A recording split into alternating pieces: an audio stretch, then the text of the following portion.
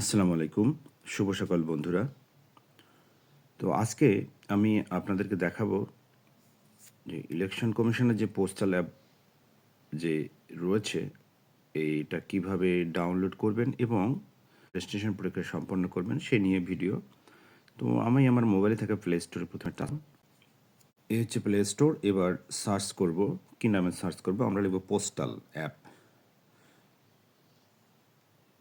দেখুন এখানে postal vote app এইটা সার্চ করা চলে আসছে এবং লিখবেন যে পোস্টাল ভোট বিডি।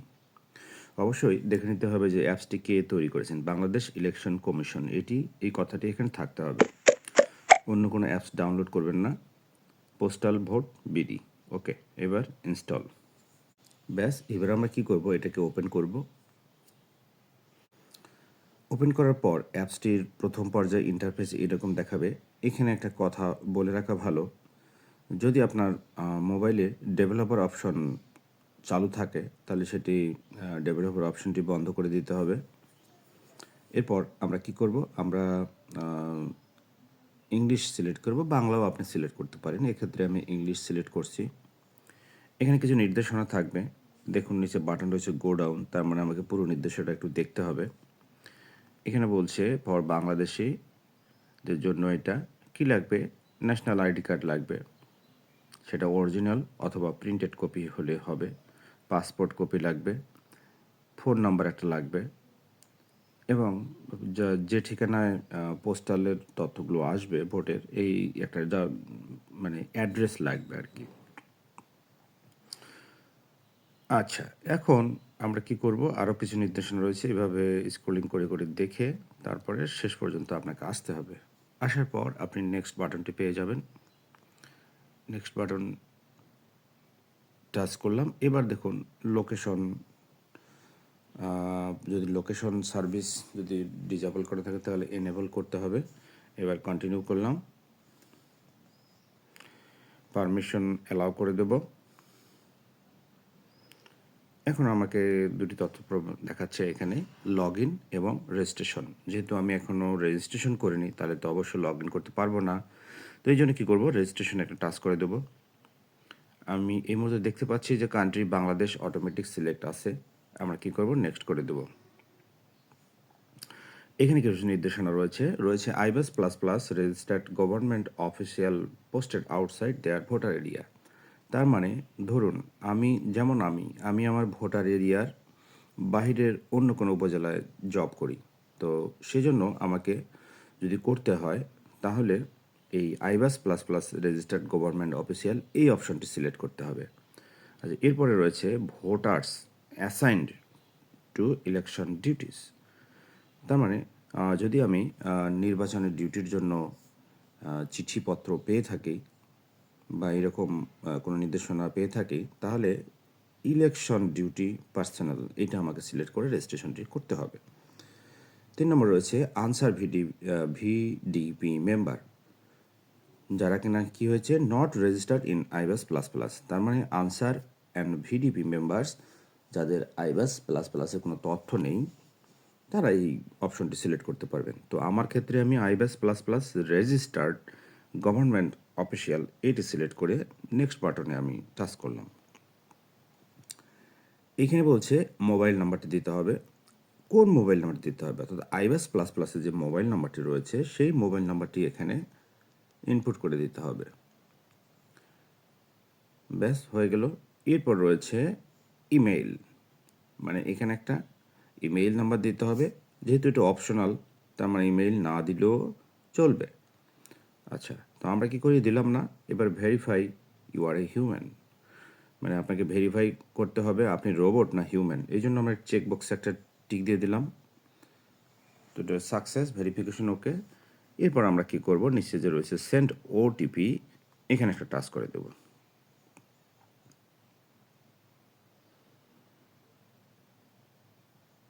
দেখুন বন্ধুরা, ওটিপি মানে একটি বক্স চলে এসেছে। আমরা SMS পাওয়া পর্যন্ত অপেক্ষা করি।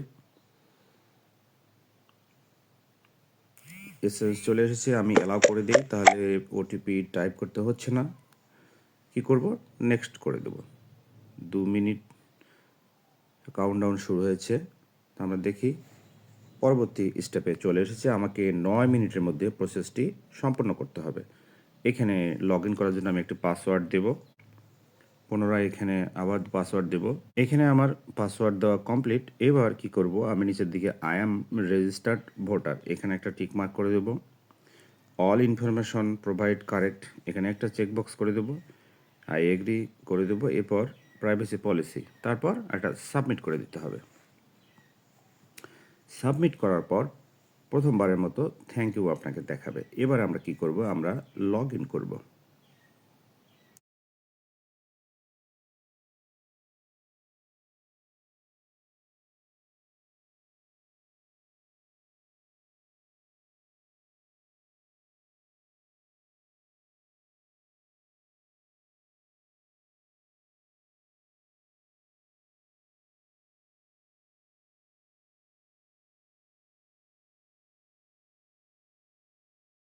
দিতে হবে।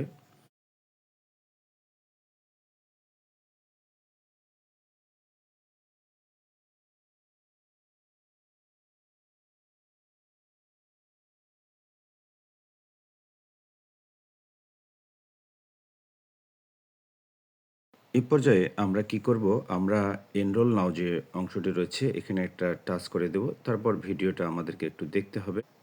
নেক্সট করে দেব। এরপর রয়েছে টেক এ পিকচার। তো আমরা টেক এ পিকচার এখানে একটা টাচ করে দেব। এখানে অনুমতি আমরা অ্যালাউ করে দেব। দেওয়ার পরে এখানে আমরা যে এনআইডি কার্ডে রয়েছে এর ফ্রন্ট যে ফেসটি রয়েছে এর একটা এখানে টেক পিকচারে সুন্দরভাবে অ্যাডজাস্ট করে টেক পিকচার নিয়ে নিলাম।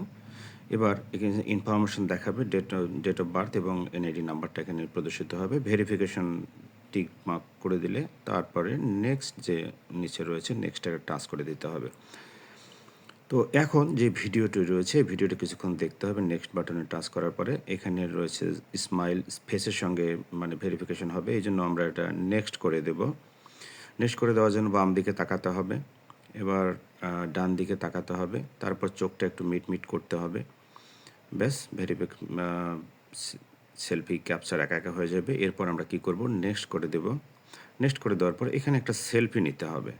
আমরা একটা সেলফি নেওয়ার পর এই তো পুরো ইনফরমেশন এখানে চলে এসেছে। তো দেখার পরে আমরা কি করব, নেক্সট বাটনে ক্লিক করে দিলাম। এখানে আমাকে বলছে যে পুরো ইনফরমেশন এখানে ইংরেজি দিতে হবে, হাউস কিংবা অফিস এখানে লিখে দিতে হবে, বা যেখানে থাকে সেটা বর্তমান ঠিকানাটি এখানে আমাকে লিখে দিতে হবে। আমি আমার তথ্যগুলো এখানে মুছে দিলাম, দিয়ে এই জায়গায় আমার যে বর্তমান যে অফিসের নাম সেই অফিসের নামটি এই জায়গায় আমি লিখে দিচ্ছি।